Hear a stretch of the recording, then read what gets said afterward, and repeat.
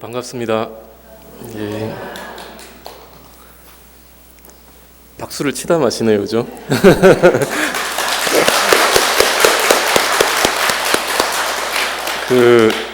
박수를 원한 것이 아니라요. 이제 여러분들의 건강을 위해서 이제 손 마사지를 하기 위해서 박수를 쳐보자 이렇게 한 겁니다. 예. 저는 이제 본명이 이제 잘못 적혀 있더라고요. 구룡사 아직 열애사 홈피에 들어와서 시간이나 이런 걸 좀 알아봐야 돼서 들어왔더니 이제 마음 심자로 심경이라고 돼 있더라고요. 심경. 근데 이제 심경이 아니라 이제 믿을 신자를 쓰는 신경입니다. 예, 상당히 신경 쓰이시죠?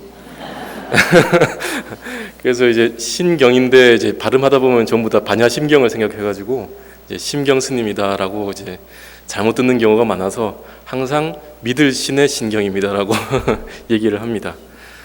그래서 오늘 이제 이 열애사를 이렇게 와봤는데요.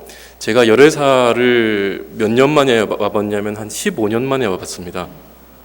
그래서 이제 그때는 이제 학인 때였죠. 학인 때 이제 열애사를 잠깐 들렸다가 그때 뵙고 큰 스님 뵙고 인사드리고 법당에 와봤다가 지금 거의 15년 만에 새로 와보니까요. 너무 감회가 새롭고 좋은 것 같습니다. 그리고 여기 이제 올 때 요 정발산역에서 내려가지고 이렇게 걸어왔거든요.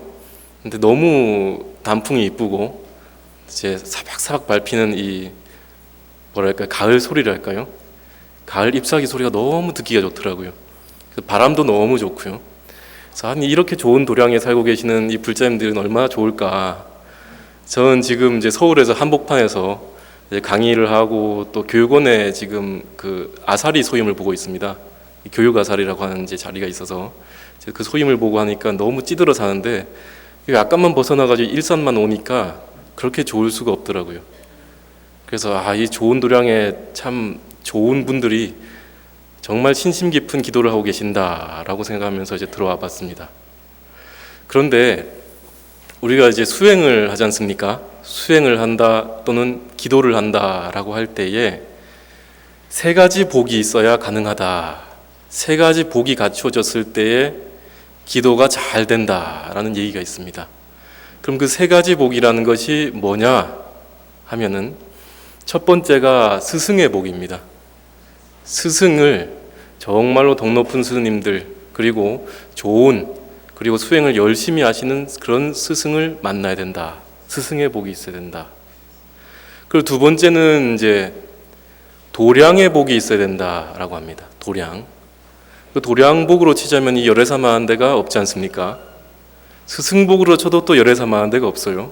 우리 그 정우 큰 스님께서 워낙 이제 정자 우자 큰 스님께서 워낙 또 큰 원력을 가지시고 또 포교에 매진하고 계시고 또 여러 이제 불자님들의 어떤 수행이나 기도에 많은 이제 본보기를 보여주고 계시기 때문에 그 복도 어마어마하죠. 이제 스승복과 도량복이 갖춰졌는데 마지막 또 복이 하나 더 있어야 됩니다. 그것은 도반의 복이다라고 합니다. 도반의 복이다. 도반이라고 하면은 누굴까요? 지금 바로 옆에 계시는 분들, 내 앞, 옆, 뒤로 앉아 계시는 그분들이 바로 도반입니다. 그렇죠? 저도 또한 도반이 될 수도 있겠죠. 스님이지만 다 같이 도반이 되는 겁니다. 그런 도반의 힘에 힘입어가지고 수행을 해 나갈 수 있다. 그래서 스승의 복과 도량의 복과 도반의 복이 갖추어지면은 제대로 수행을 할 수 있다라고 얘기를 합니다. 이제 그런 의미에서 보자면은 이 열애사의 불자님들은 이미 삼복이 다 갖춰져 있네요, 그죠? 다 갖춰져 있네요. 이제 다 갖춰졌으니까 뭐만 하면 됩니까? 이제 기도하고 수행만 하면 되는 거예요. 이제 딴 게 할 게 없어요. 그것만 하면 됩니다. 그러면 이제 기도하고 수행을 하려고 하다 보니까 이제 뭐가 있어야 되느냐, 뭐가 중요하느냐라고 할 때에 우리가 지금 믿고 있는 이 종교라는 것은 지금 우리 종교를 불교라고 얘기하죠. 불교. 그럼 불교라고 하는 것이 도대체 무엇인가라는 것이 확립이 돼야 됩니다. 불교가 뭔지 확립이 되지 않으면은 길을 나아갈 수가 없어요. 예를 들어서 서울에 가고자 하는데 열심히 제주도 쪽으로 달려가면 서울 갈 수 있습니까? 못 가죠. 서울을 가야 되는데 열심히 저기 울릉도 쪽으로 달려가면 갈 수 있습니까? 못 가죠. 그래서 방향 설정이 필요하다. 그 방향 설정이라는 것이 바로 불교가 무엇인가라고 하는 것에 대한 해답을 먼저 내려야 된다는 겁니다. 그럼 여러분들 그 불교가 뭐라고 생각하십니까? 불교가 뭐예요? 아니 불교 저기 밖에 나가시면 이제 누가 물을 거 아닙니까? 열애서 다닌다 그러면 뭐 배우느냐 하면 불교를 믿는다, 부처님을 또 따라서 기도를 한다라고 하는데 그럼 불교가 뭡니까? 라고 하면 답을 내리기가 참 힘들죠. 그렇죠? 그래서 오늘 좀 답을 내려가 보자 이겁니다. 자, 1차적으로 불교 그럼 뭡니까? 부처불의 가르침 교자. 부처불자의 가르침 교자라는 것은 부처님의 가르침이다라는 겁니다.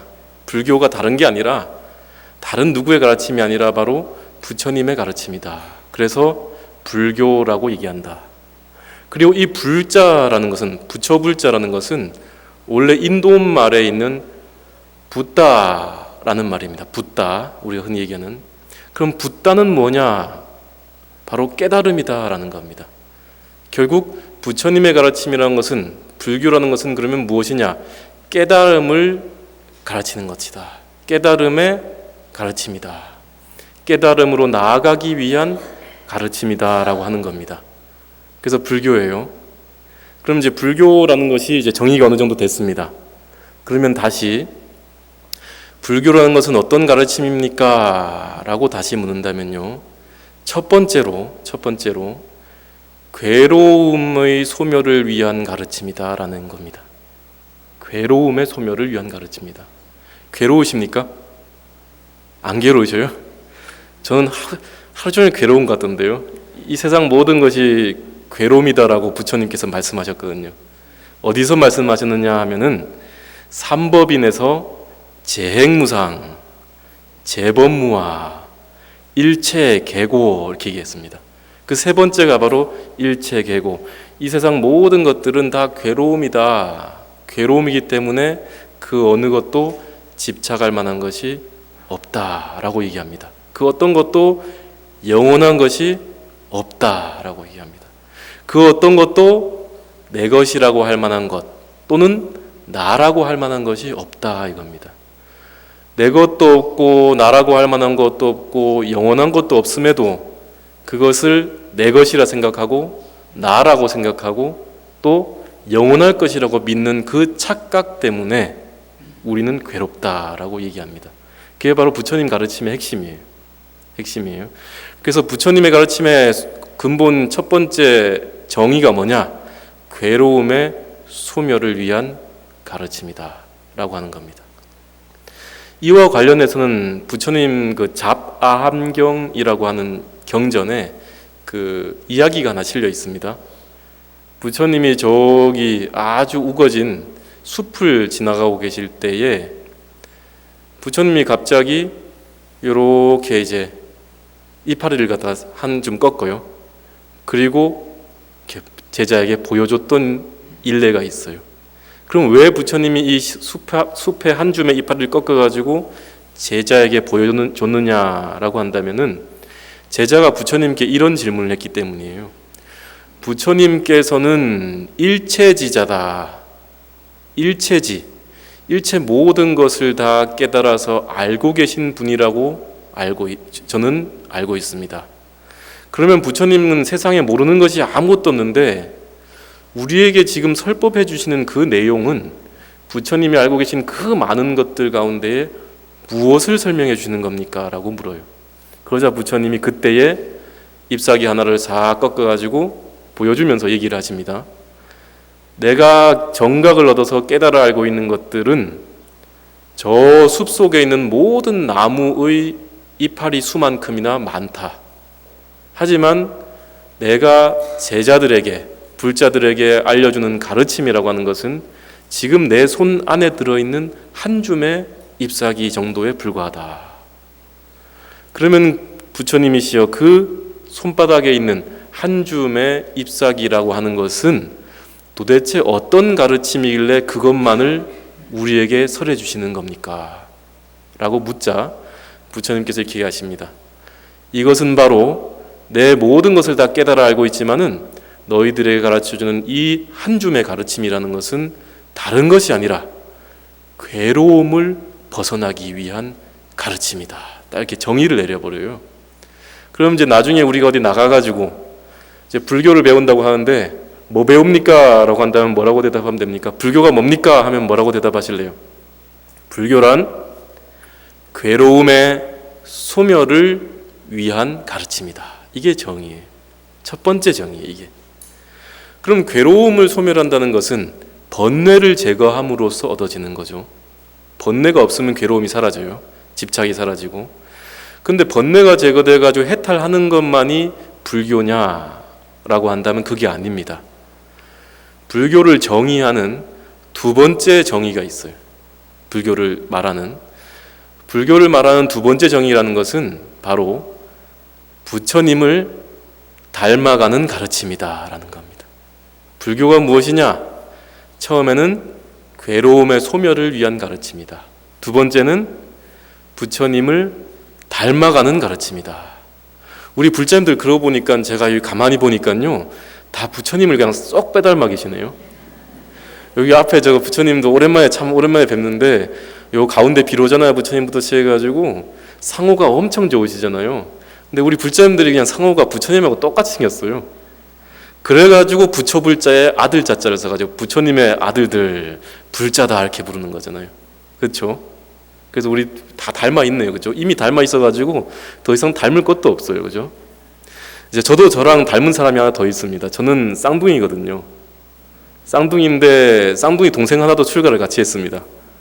그래가지고 저도 닮은 중이 한 놈이라 하면 안 되죠. 중이 하나가 더 있습니다. 예, 통도사에서 지금 소임을 보고 있습니다. 예, 통도사 가가지고 저랑 비슷한 사람 나왔다 해가지고 그때 법문한 스님 아닌가 했는데 아닙니다. 예, 그 쌍둥이 스님 하나 더 있어요. 아무튼 두 번째가 바로 부처님을 닮아가는 가르침이다라는 겁니다. 나는 이제 부처님을 닮아가기 위해서 기도를 한다. 그래서 어느 종교에서는 이렇게 얘기합니다. 저 부처님 모시고 기도하는 건 우상 숭배가 아니냐라고 이제 지적질하는 종교가 있어요. 근데 그쪽 동네 가르침의 입장에서는 이 불교를 제대로 알지 못하기 때문입니다. 우리가 앞에 부처님의 상을 모시고 기도를 하는 이유는 우리가 눈앞에 부처님의 형상을 모시고 그분을 닮아가고 그분의 모습과 그분의 원력과 그분의 힘을 닮아가겠다라는 거거든요. 그렇죠? 이제 두 번째로 부처님을 닮아가는 가르침이다라고 정의했고, 세 번째 정의가 있습니다. 이건 더 이제 중요한 거죠.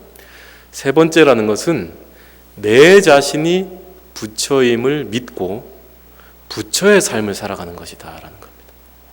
여러분들 부처님이라 생각하십니까? 스스로가? 요 앞에 앉아 계시는 부처님과 지금 요 밑에 앉아 계시는 부처님이 똑같다 생각하십니까? 아니래요? 아니면 안 되는데. 우리 불교를 믿을 때 불교도 믿음이 중요하거든요. 믿음이라는 것은 화엄경에서 정의하기를 이렇게 얘기합니다. 신이 도원 공동모요 장양일체 제선법이라 단제 의망 출애류하면 단시 무상 열반도라, 이런 얘기가 있습니다. 무슨 말이냐면 믿음이라는 것은 일체 선한 착한 공덕의 법을 내는 어머니와 같다. 그래서 믿음이라는 것은 도의 근본이고 모든 공덕의 어머니여서 믿음을 가진 자에게는 모든 선법을 마치 어머니가 자식을 낳아 기르는 것처럼 모든 좋은 법을 일으킬 수 있는 근간이 된다라고 얘기합니다. 그래서 믿음이 중요해요. 그래서 불교의 믿음이라는 것은 내 자신이 부처임을 일단 믿는 겁니다. 내 자신이 부처임을 믿는다. 그럼 왜 내 자신이 부처임을 믿어야 되느냐라고 한다면요, 내 스스로가 부처라는 확신이 없으면 부처의 삶을 살 수가 없기 때문이에요. 그게 무슨 말이냐면요, 예를 들어 제 법당에 왔어요. 법당에 와가지고 스님들 법문 듣고 여러 이제 기도를 하다 보면은 이제 이런 생각이 들죠. 야, 마음이 밝아지고 참 그래, 내가 집에 가서 자식놈들한테 성내고 바가지 긁고 또는 이제 욕심 부리고 자만심 세웠던 것들이 잘못됐구나 알아요. 그런데 이제 집에 가다 보면 어떻게 됩니까? 돌아서면 집에 가면 그게 잘 안 되거든요. 화 안 내야 되지, 미움 안 내야 되지, 또는 욕심 안 부려야지 하는데 막상 집에 가면 안 됩니다. 근데 그게 안 될 때에 스스로 어떤 마음을 가지냐면요, 그래 아직 뭐 내가 중생인데 뭐 이런 생각 때문에 안 되는 거예요. 그럼 어떤 마음을 가지면은 그것이 좀 제거가 되느냐? 내가 부처라는 생각에 가지고 있는 사람은 그런 마음이 일어날 때 나에게 맞지 않는 옷을 입고 있다라고 생각합니다. 미움을 낸다든지 성을 낸다든지 어리석음을 낸다는 것이 부처인 나의 몸에는 맞지 않는 옷이다.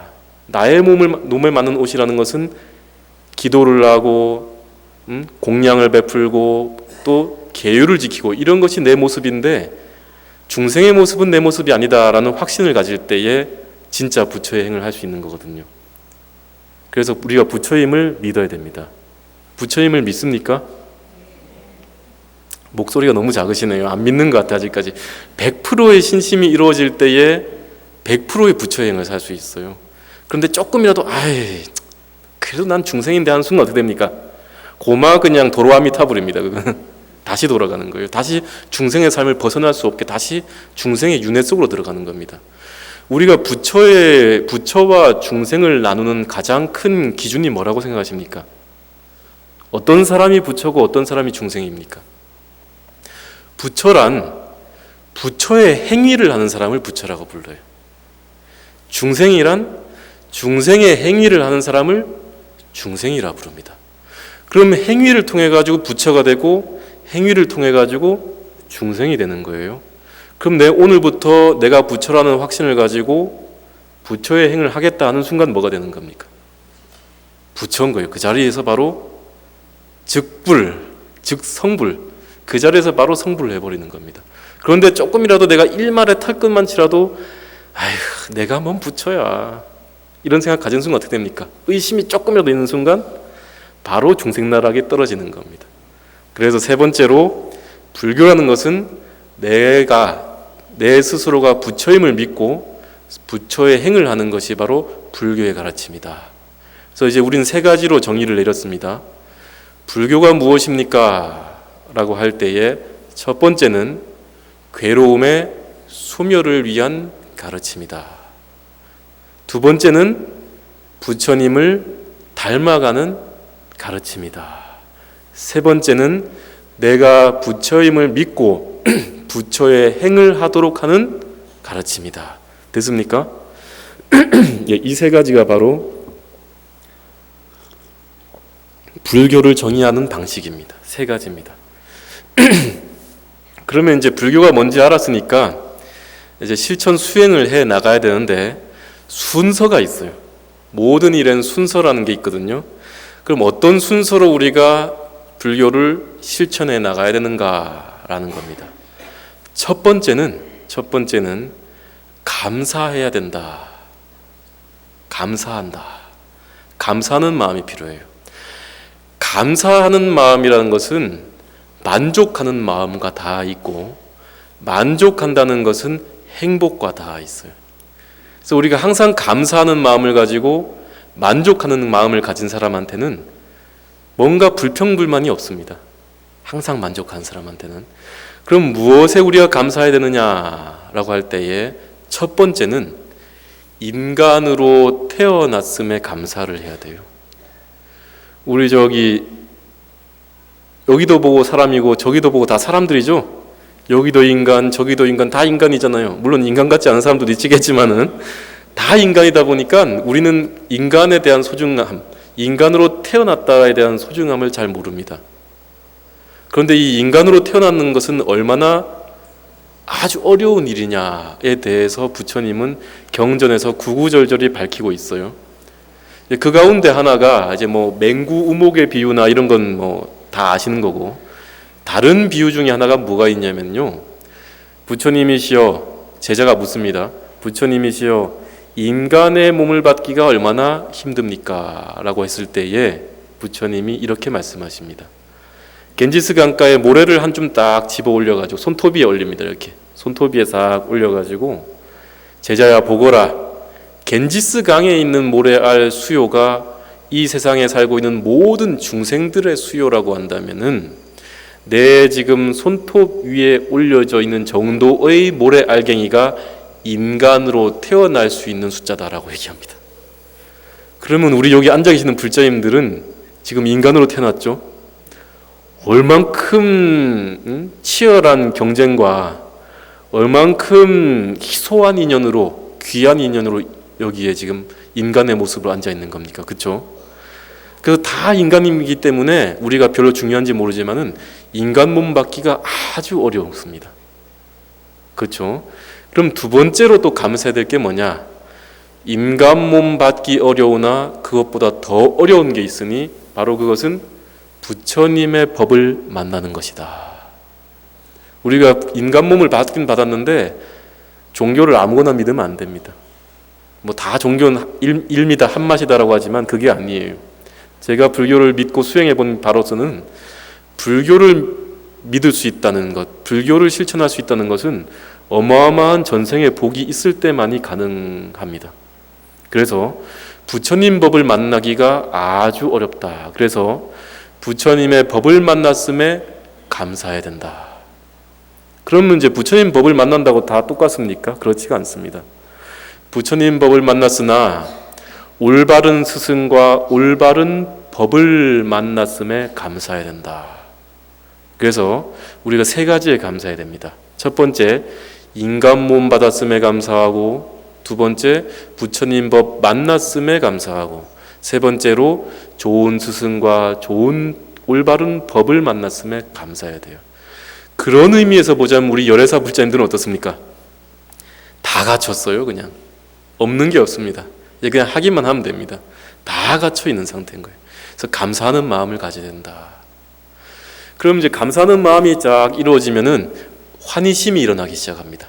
내 마음속에서 환희심, 아, 나 참 다행이구나, 난 정말로 복이 많은 사람이구나 라는 생각이 일어나기 시작하면은 이제 그 다음으로 해야 될 게 뭐냐면은 부처님께 귀의를 해야 돼요.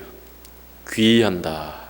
우리 저기 아까 예불 보실 때에 지심정래 공양하잖아요. 또는 지심기명래 하잖아요.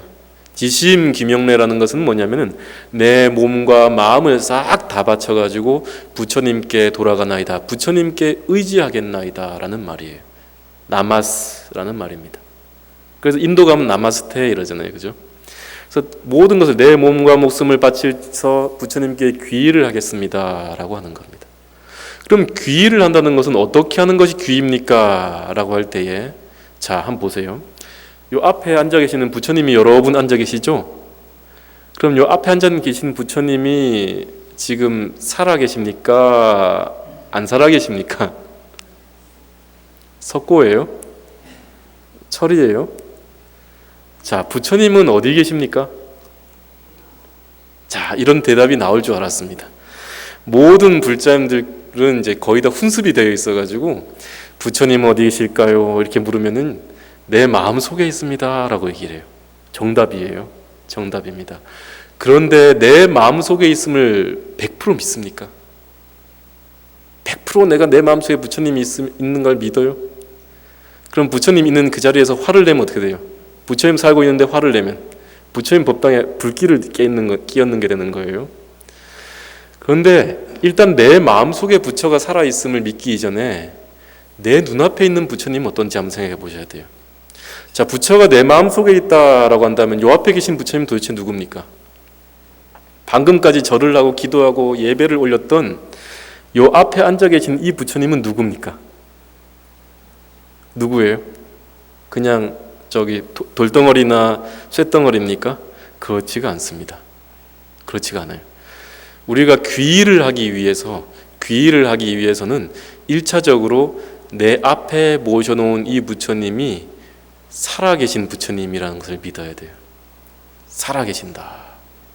여기 내 앞에 앉아 계신 이 비로자나 부처님과 아미타 부처님과 이 앉아 계시는 모든 부처님이 그저 형상이 아니라 피와 살이 흐르는 살아계신 부처님임을 믿어야 돼요.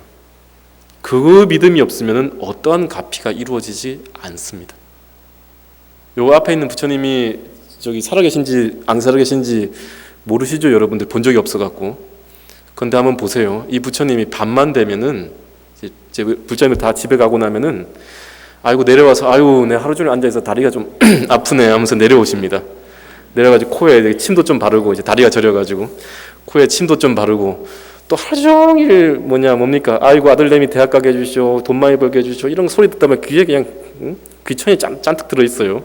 그래서 이것도 좀 파내시고 여기 이제 두량하시면서 여기 모든 부처님하고 좀 담소도 나누시고 합니다. 진짜 그렇습니다. 아닌 것 같죠? 진짜입니다. 근데 요즘은 쉽지가 않아요. 그게 여의치가 않대. 왜? CCTV가 달려있잖아요 여기. CCTV가 달려있어가지고 부처님이 좀 안 보일 때 좀 내려가 다리도 좀 풀고 하려 했는데 CCTV 때문에 내려올 수가 없다고 하시네요. 아무튼 그래도 다 살아계시는 부처님입니다. 제가 처음으로 이 절집 인연이 닿은 게 11살 때입니다. 11살 때 절집 인연이 처음 닿았어요. 그래서 처음에 이제 동자승이라고 하죠. 머리 빡빡 깎고 절에 처음 들어간 게 11살 때인데요. 처음 절에 갈 때의 그 기억을 잊을 수가 없어요.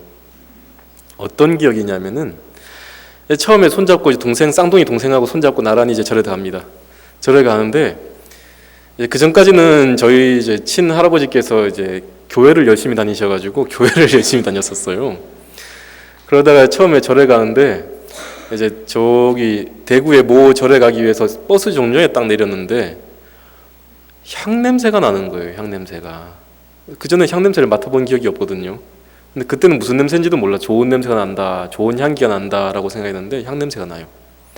이 향 냄새가 어디서 날까 했는데 몰랐습니다. 그때까지는. 한참 가가지고 저기 절에 가보니까 당시가 마침 저녁 예불 시간이었었어요. 그 향연기 냄새랑 똑같은 거예요. 그 절에 가니까. 그 절에 가가지고 있었더니만 너무 신심이 나는 거예요. 그리고 다음날 이제 하룻밤 자고 다음날 눈을 떡 떴는데 이렇게 천장이 있을 거 아닙니까? 천장에 꽃무늬도 있고 이렇게 단청이 그려져 있잖아요.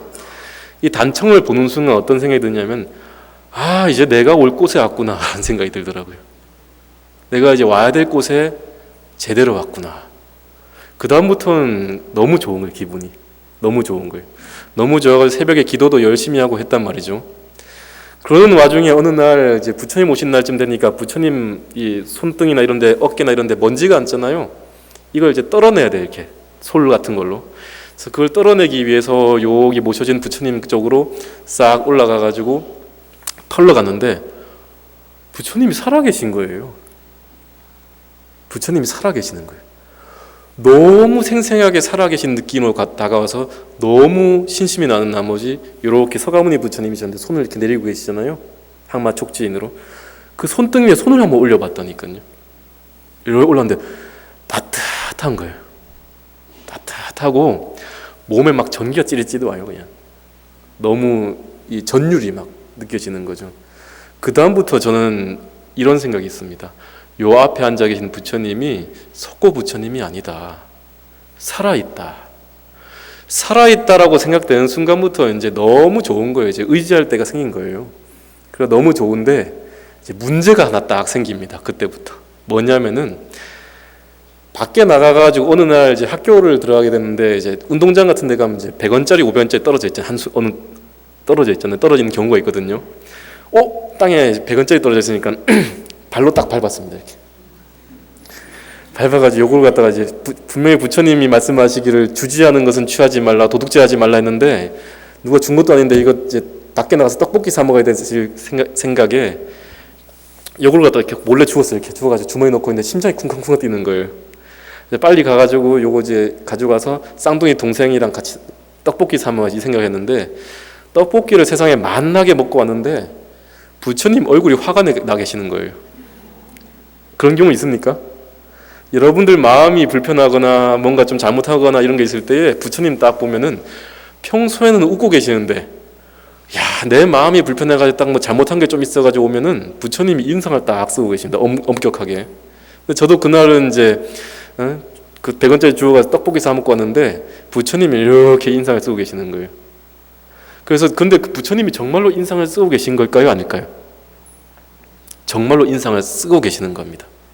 왜 그러느냐면은 내 앞에 앉아 계시는 저 석고의 부처님은 내 마음속에 앉아 있는 부처님과 똑같은 사람이기 때문에. 그래서 내 마음속에 부처가 불편하게 되면은 내 앞에 앉아있는 저 불상의 부처님이 얼굴 표정이 바뀌게 되는 겁니다. 결국은 내 앞에 있는 저 부처님의 표정이 바뀌는 것은 내 마음속에 있는 부처님의 표정이 바뀌어가는 거예요. 그래서 내 마음이 바로 저 부처와 똑같은 겁니다. 그래서 화엄경에 이런 얘기가 있어요. 심불급 중생 시삼 무차별. 마음과 그다음에 부처와 중생 이 세 가지는 차별이 없다. 이렇게 얘기합니다. 내 마음이 바로 저 부처고 저 부처가 바로 중생이며 중생이 바로 내 마음이다. 그래서 내가 지금 중생이지만은 중생의 이 마음이 바로 누구다? 저 앞에 앉아 계시는 부처님이다. 이런 말입니다. 내 마음이 바로 부처님이기 때문에 내 마음의 상황에 따라서 앞에 앉아 계신 부처님의 표정이 상호가 바뀌기 시작하는 거예요. 네, 그런 겁니다. 그래서 첫 번째로 귀의를 한다라는 건데 어떻게 귀의하는 것이냐? 내 앞에 앉아 있는 저 부처님이 살아계신다고 믿는다. 됐습니까? 앞으로 믿으셔야 돼요. 믿습니까? 어디서 많이 들어봤다, 그죠? 믿습니까? 하면 이제 예, 믿습니다. 할렐루야까지 나오는데 아무튼 그렇습니다. 그 다음에 이제 그러면 내 앞에 있는 부처님이 살아계신 부처님이다라고 믿는데 내 마음이 바로 저 부처라는 사실은 이미 여기 부처님의 수인에서도 다 드러납니다. 우리가 보통 기도할 때 어떻게 합니까? 합장을 하죠. 합장을 한다는 의미가 뭡니까? 내 마음과 부처의 마음이 하나가 된다 이 말이에요. 내 마음이 바로 부처의 마음이 될 때에 뭐가 됩니까? 가피가 이루어지고 기도가 성취되는 거예요. 또 마찬가지로 이것은 바로 중생인 나와 내 마음이 하나다. 이제 두 번째로는 여기 이번 부처님 가운데 비로자나 부처님이시죠? 비로자나 부처님 수위는 이 직원인입니다. 이렇게 한번 해볼까요? 왼쪽 손 이렇게 내보세요. 왼쪽 맞죠? 예, 왼쪽 손을 이렇게 내기도 하고 이렇게 내기도 합니다. 이렇게 내셨죠? 됐습니까? 왼쪽 손을 이렇게 내신 다음에 이건 누구냐면은 나입니다. 중생인 나입니다. 그럼 그 중생인 나를 부처님이 위에서 이렇게 덮고 계시는 거예요. 이 부처님이 검지손가락으로 이렇게 덮고 계시는 거예요. 그래서 이 가운데 이렇게 하는 게 직원인이라 그럽니다. 직원인. 그것은 무슨 말이냐면은 중생인 내가 바로 부처인 비로자나 불, 법계의 청정법신 비로자나 불과 한 몸이다 이 말입니다. 그걸 나타내는 수인이에요. 또한 중생인 나에게 법계의 불인 비로자나 부처님께서 이렇게 수기를 내주시는 또는 가피를 내주시는 형상이기도 합니다. 결국은 중생인 나와 부처가 한 몸뚱이다라는 걸 보여주는 형상입니다. 그걸 보여주는 모습이에요. 그래서 내가 이제 귀의를 한다는 것은 내 앞에 앉아 계시는 부처님이 피와 살이 흐르는 살아계시는 부처님이라는 것을 100% 믿는다. 믿고 나게 되면은 그렇게 믿고 나면은 그 앞에 살아계신 부처님이 내 마음과 합일이 된다. 합일이 되는 것이 바로 귀의하는 것이다라는 겁니다. 됐죠? 그럼 이제 귀의를 그렇게 한다면 이제 내가 부처님을 알고 내 앞에 있는 부처님이 살아계시는 걸 안 다음에는 이제 뭘 해야 되느냐? 이제 전생에 죄업이 있을 거 아닙니까? 이제 귀의는 했다 할지라도 전생에 지은 죄가 우리가 많거든요. 저도 전생에 지은 죄가 많습니다. 근데 이 전생에 지은 죄를 참회를 해야 돼요. 참회를 한다는 것은 우리가 길을 갈 때에 요 앞에 돌이 있으면 돌도 주워내고 먼지가 있으면 티끌도 좀 쓸어내고 이렇게 수행의 길을 갈 때에 길을 청소하는 것과 같습니다. 그럼 참회는 어떻게 하는 것이냐? 이 참회라는 것은 이제 이 보리도 차제론이라고 하는 티벳의 논서에 참회와 관련돼 가지고 이런 얘기가 있어요. 제가 그래서 한번 읽어봐 드릴게요. 참회. 이제 우리가 참회를 한다는 것은 죄를 참회하는 거죠. 근데 죄의 특징이 있어요. 뭐냐? 원래 죄라는 것은 장점을 가지고 있지 않다. 죄가 장점이 있습니까? 순 단점뿐이잖아요, 그죠? 죄는 장점을 가지고 있지 않다. 하지만 이 죄가 가지고 있는 한 가지 장점이 있는데 그것이 뭐냐? 참회하면 사라지는 장점이 있다. 이 참회해가지고 사라지지 않는 죄는 없거든요. 그래서 죄라는 것은 다 단점투성이지만은 이 죄가 가지는 장점이 하나가 있는데 그것은 바로 참회를 하면은 그 죄는 사라지는 것이 장점이다. 그럼 어떻게 참회를 하느냐라고 하면요, 어떻게 참회를 하느냐면은 이참이 있고 사참이 있어요. 이참이라는 것은 머리로 하는 것이고요, 사참이라는 것은 몸으로 하는 겁니다. 그러면 이참이라는 것은 어떻게 머리로 하는 것이냐? 이참이라는 것은 내가 지금까지 지은 죄를 지극하게 부처님 앞에 참회를 하고 다시는 짓지 않겠다고 발언하는 것이 이참이에요. 다시는 내가 이 죄를 다시 짓지 않겠다. 그전에는 내가 몰라서 지었지만은 이제는 알기 때문에 더 이상 이 죄업을 짓지 않겠다. 이게 이참입니다. 두 번째는 사참입니다. 사참이라는 것은 몸으로 하는 거예요. 어떻게? 절을 한다거나 보시를 한다거나 선행을 하는 것이 바로 몸으로 하는 참회입니다. 그래서 몸과 마음으로 참회가 이루어질 때에 이참과 사참이 원흉할 때에 진정한 참회가 이루어진다라고 합니다. 어느 정도로 진정한 참회가 이루어지느냐라고 한다면 백겁적집제 일념돈탕진 여화 분고초 멸진무유여 라는 말이 있죠. 천수경에. 백겁적집제, 100겁 동안 쌓은 죄업이 일념돈탕진 한순간에 사라지게 되는데 마치 뭐처럼 마른 풀에 불이 붙었을 때처럼 여화 분고초, 마른 풀이 불에 타는 것처럼 화르르 탄다는 거예요. 이렇게 한순간에 확 사라진다는 겁니다. 그게 바로 진짜 참회의 모습이에요. 진참회라고, 글을 읽어서 진참회를 한다라고 얘기합니다.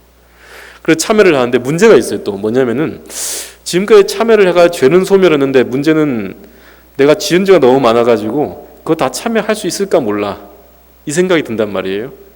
그럼 참회는 어떤 것이냐? 자, 죄를 지은 죄업보를 소금이라고 합니다. 소금과 같다. 그러면은 참회는 뭐냐? 물과 같다. 그러면 괴로움의 과보는 뭐냐? 소금물의 짠맛과 같다. 내가 한 숟갈만큼의 소금 한 숟갈만큼의 죄를 지었는데 이 소금 한 숟갈을 갖다 여기 컵에다 담그면 어떻게 됐습니까? 이 맛이 어때요? 아주 짜겠죠? 아주 괴로운 과보인 거예요. 그런데 이 한 줌의 이 숟가락의 소금을 저기 어디 일산 호수공원이 요 옆에 있죠? 일산 호수공원에 가지고 한 숟갈 던졌다 칩시다. 호수공원이 짤까요, 안 짤까요? 왜 안 짜요? 호수에 물이 워낙에 많기 때문에. 그래서 우리가 참회하는 방식도 이와 같아요. 우리가 지금까지 지은 죄가 얼만큼 되는가라는 건 별로 문제가 안 됩니다. 소금의 양이 얼만큼인가라는 건 문제가 안 돼요. 뭐가 중요하다? 얼만큼 많은 물에 소금을 부을 것인가예요. 그 물이라고 하는 것이 바로 뭡니까? 참회입니다. 우리가 참회를 하고 뉘우칠수록 물의 양이 점점 많아져서 마치 죽을 죄를 지었다 하더라도 아주 많은 물에는 소금의 맛이 또 느끼지 않는 것처럼 두통 좀 살짝 하다가 가든지, 죽을 죄인데 두통 좀 하고 끝나요. 그와 같이 업보의 양에 따라서 받는 과보가 참회에 따라서 달라진다라는 겁니다. 그게 바로 참회의 이치예요. 앞으로 이제 내가 잘못한 거 많아서 아유 나는 안 돼라는 생각 안 해도 되겠죠. 이제 뭐 하면 되겠습니까? 열심히 참회를 하면 되는 거예요. 참회라는 것은 바로 소금을 담는 물의 양을 늘려가는 겁니다. 됐습니까? 그럼 참회를 한 다음에 이제 두 번째로 뭘 해야 되냐면은 수행을 해야 돼요. 수행. 참회를 하고 귀의를 하고 참회를 했기 때문에 수행을 해 나가야 돼요. 그럼 수행이라는 것은 원칙이 하나가 있습니다. 원칙 하나를 알려드릴게요. 스님들이 저 강원에 들어가게 되면은 2학년 때 배우는 책 중에 도서라는 책이 있습니다. 이 도서의 서문에 보게 되면은 이런 얘기가 있어요. 생처는 방교숙하고 숙처는 방교생하라, 이런 말이 있습니다.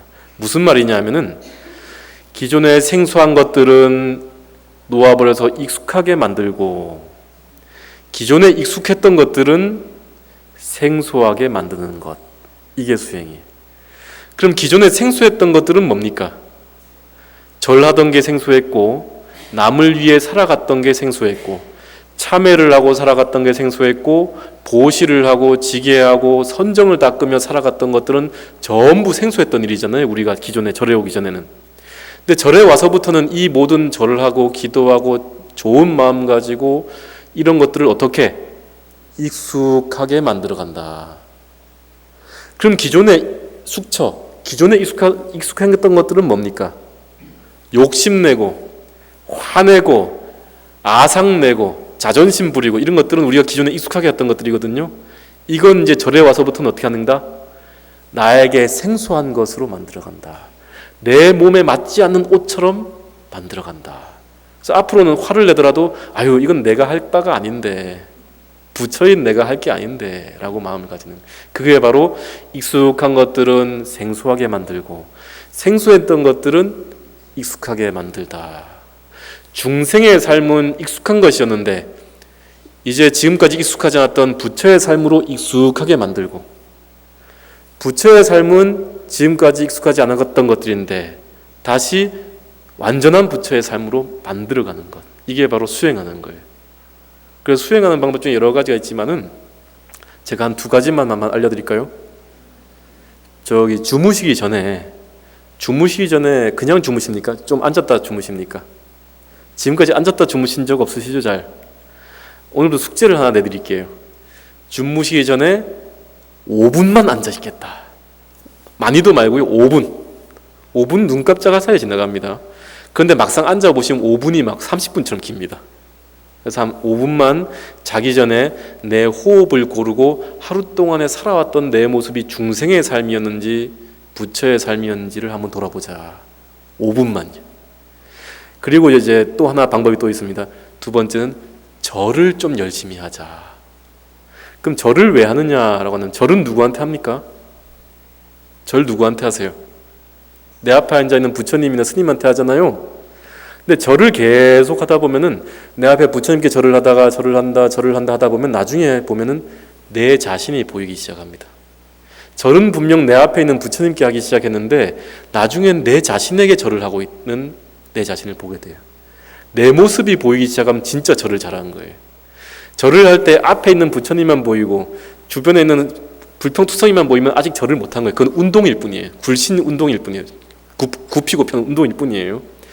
근데 이 절을 하는 와중에 처음에는 울분이 일어나고 막 성질도 나고 울음도 나고 슬프기도 하는데, 그 모든 것들이 다 일어난 다음에 갑자기 그러한 내 자신이 보이기 시작할 때, 내 모습이 보입니다. 그때가 진짜 절을 제대로 할 때예요. 그래서 앞으로 절을 하실 때 내 모습을 한번 가만히 한번, 절을 하고 있는 내 모습을 한번 잘 보세요. 그게 바로 수행하는 방법입니다. 5분만 앉아 있는다. 두 번째는 절을 할 때 나를 보아라. 절을 하고 있는 내가 누군지를 보아라. 그러면 이제 절을 할 때 내가 누군지 보이기 시작하면 앞에다가 부처님 놓을 필요 없습니다. 누구를 놓으면 될까요? 내가 제일 미워하는 사람요. 내가 지금 살다 보면 저 사람만 없으면은 진짜 내가 참 편할 텐데라는 사람이 있잖아요.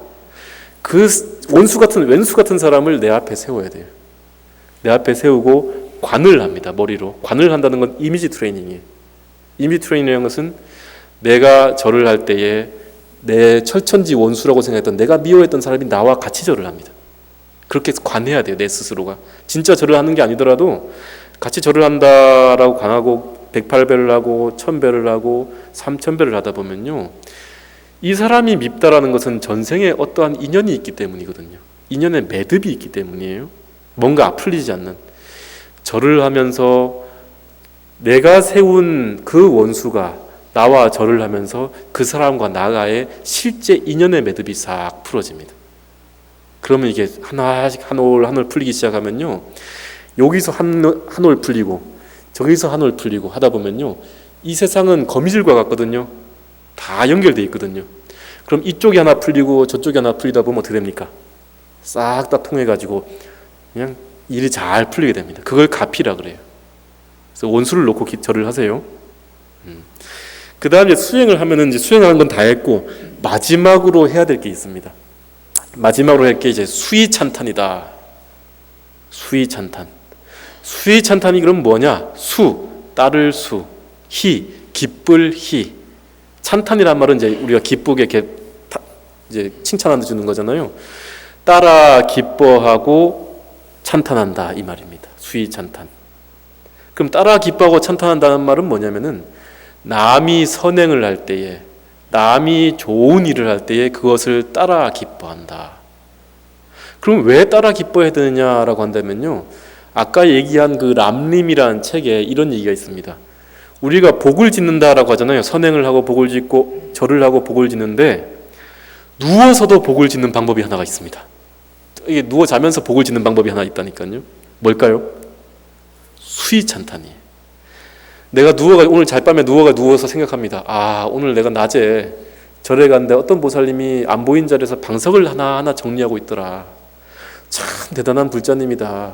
정말 좋다. 따라 기뻐하는 거예요. 따라 기뻐하면서 어떻게 생각하나?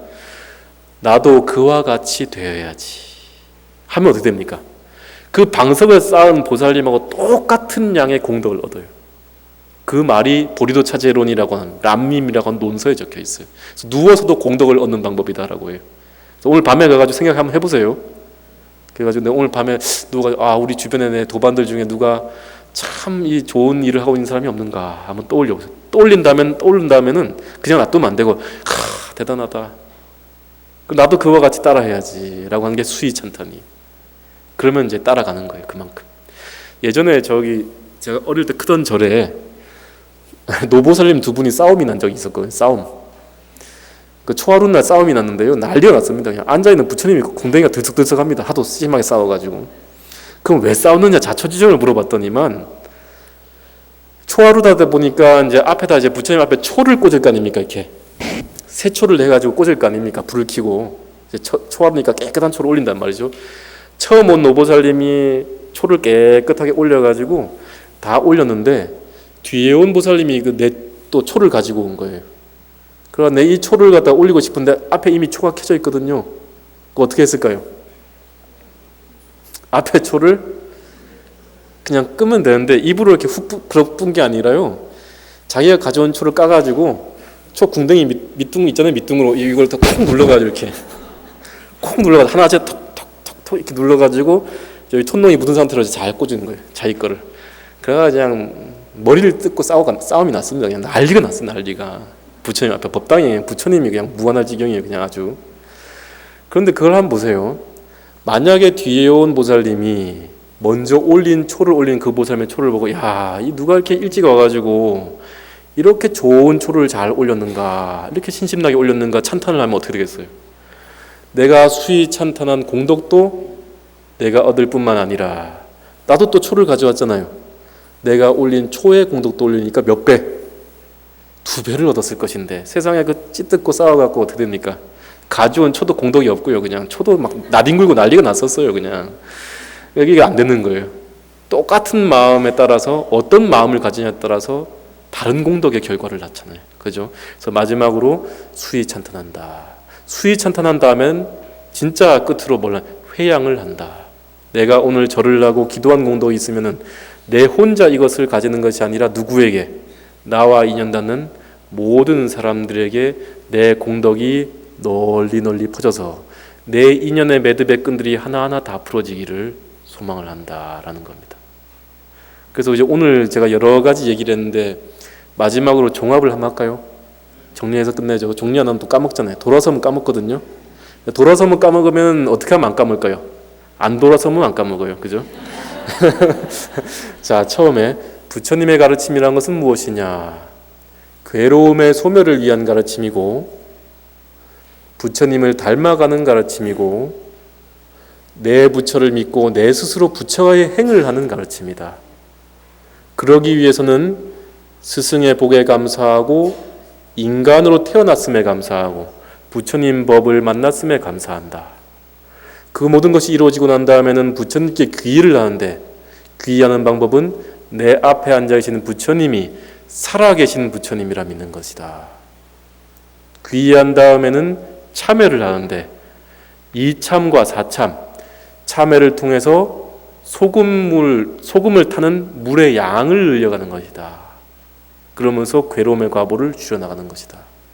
그 다음에 세 번째는 수행을 하는 것인데 수행이라는 것은 익숙하게 해왔던 중생의 삶을 생소한 것으로 만들고, 지금까지 생소했던 부처의 삶을 익숙한 것으로 만드는 것이다. 그 다음 수행을 한다 하면 뭡니까? 수위 찬탄한다. 남이 지은 공덕을 따라 기뻐하고 나도 그와 같이 하기를 발언한다. 그리고 그러한다 하면 그 모든 내 지은 공덕들이 일체처에 회양되기를 발언한다라는 겁니다. 자, 오늘 여러 가지 이제 잡다한 얘기들을 많이 했는데요. 어떻게 도움이 됐나 모르겠습니다. 근데 이제 이러한 신심으로 좋은 도량, 또 좋은 스님들, 좋은 이 가피가 넘치는 이 열애사에서 앞으로 좋은 기도들을, 또 가피 넘치는 기도들을 하시길 바라면서 이상 마치도록 하겠습니다. 그럼 앞으로